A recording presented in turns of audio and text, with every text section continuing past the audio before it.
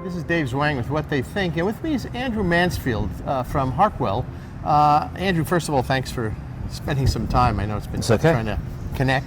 Tell me a little bit about Harkwell. Harkwell, 15 years old last year. Okay. We're based in Poole and Dorset in the UK. Okay. Turnover last year, £4 million. We, at that moment in time, we had three 6900 HP digital presses. We've just put our fourth HP Indigo in, which is a 6000 series. And as you well know, in the last day or so, we've just signed for a 25k press. So now, you do just label production? It's been around for a while. Do they just do label production? What other types of things are they doing? Harkwell predominantly has been a label producer. High-end quality, single ply, high level papers for the wine industry, drinks industry, general labeling.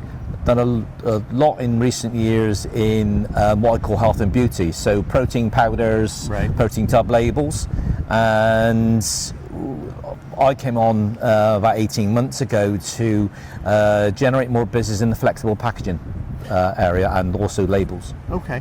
It's strictly digital though.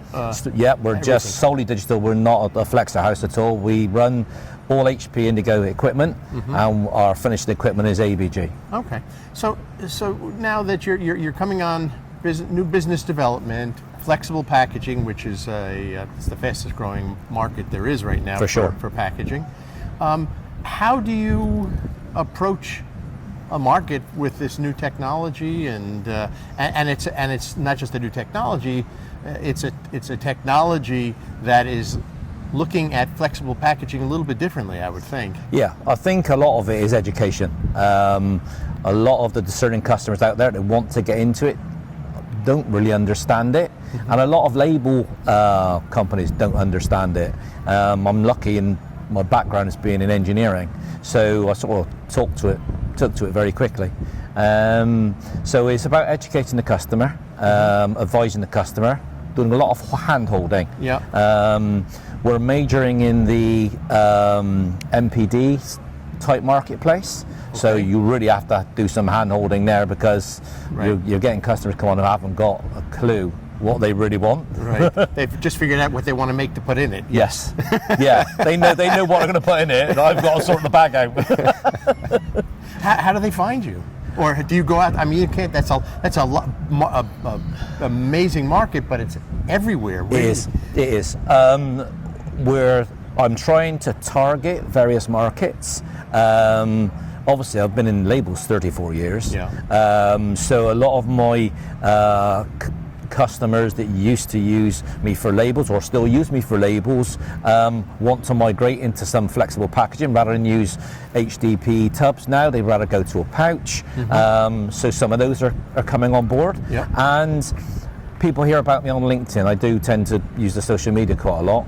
Tend to become a bit of a social media junkie. Although I'm long in tooth and I have salt and pepper hair, I've become a bit of a social media junkie. So you have fans? Yes, about 2,500 the last time I looked. Okay, so you're out there, so they know who you are, so they come and get you.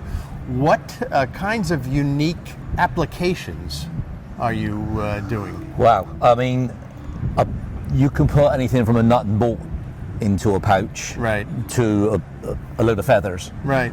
The problem is that most of the customers will come and say, I want a pouch that holds 250 grams. I want a pouch that holds 500 grams. Right. 500 grams of what? Right. Because 500 grams of feathers, you want a pouch this size. Right. 500 grams of nuts and bolts, pouch this size. So you're having to guide customers through, and if you haven't got the time and the patience and the energy to do it, then it's not a business for you. Right. But certainly the area I like to operate in is where customers really need me to handhold. So the phone's on 24/7. I get phone calls at strange and funny times at night, because people are having a glass of wine and I've got a question. That's really incredible. So one of the applications I know that you had mentioned to me that you were discussing before had to do with really this whole new, one of the things that's driving the growth of flexible packaging is really sustainability. Yes. It's we've got all this in rigid packaging. It's big, it's expensive to ship, it's expensive to recycle, or just even to transport. Yes. So you have a kind of a unique application that you guys have been working on. Yeah. We work with various companies. In one of the marketplaces we're working on is the craft gin distilling market. Mm-hmm. A bottle of gin in the UK is about £40 a bottle. Right. The problem being, you've then got to transport, if you're buying it online, you've got to transport that bottle. Right. So a knock comes at the door, the delivery driver's delivered your bottle of gin, you take off all the excess packaging because it's a bottle of glass. Right. And the glass is broken. Now, the distillery now has to replace that bottle. So they've now had to send out 2 bottles of gin for the remuneration of 1. Right. We've come up with a 70 centilitre pouch which will carry gin. It goes into the smallest pack size for posting through a letterbox.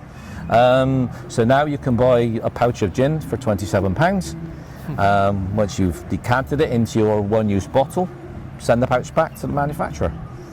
Well, I think, first of all, it's a great idea, especially considering, I know even in the States now, there are a lot of laws within each individual state.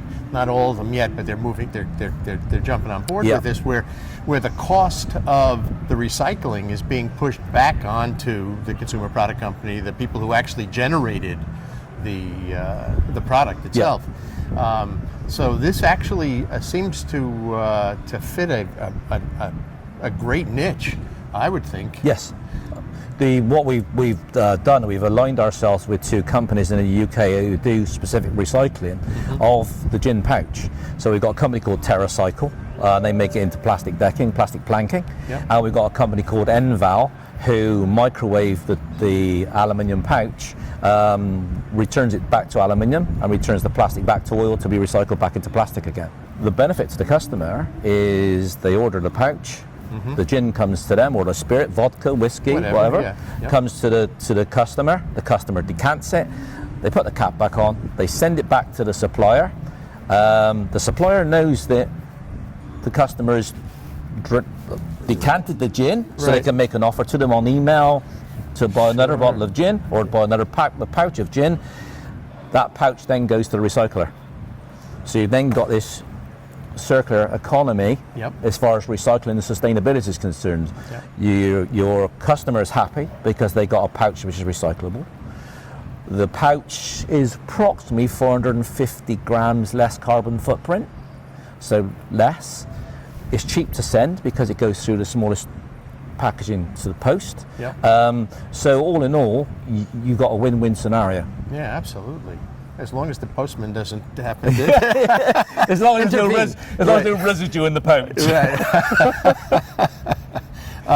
Well, I think that's great. And obviously your customer must love it. Yep. And I would think that there's got to be a huge market for that, and not just for. I mean, yes, we're talking about alcohol in this case, but the whole concept of reuse is becoming more and more important. And the question is, how do you even go about it? So I think that this is the ideology of the pouch is, what about doing tasters? You might have different flavored products, different flavored alcohols. Right. There might be one you like or one you hate, but there might be 4 in the range you want to buy. So what's to stop you buying 20 centilitres of each, having all 4, taking the one you like? I like those 3, but I don't like that one. These are the ones I'm going to order. So you can try smaller amounts through, and all of them will come for your own chair. Absolutely, and you don't have to really concern yourself with all the additional waste that you would normally be generating, which I think is in itself is also, it's a win-win. Glass to my knowledge is recycled at 1600 degrees C. So you've got to generate all that heat, all that energy, and all that carbon footprint to melt the glass down. So this make a nice pretty bottle once, and let's pour it in with a pouch. Right. Less transportation costs, less weight going through thing. The likelihood is that that bottle's not going to come to you smashed either. No, exactly. Well, hopefully not, unless you drink too much of the gin. That's right. Listen, I really enjoyed speaking with you. Thank you very much. Thank you for your time.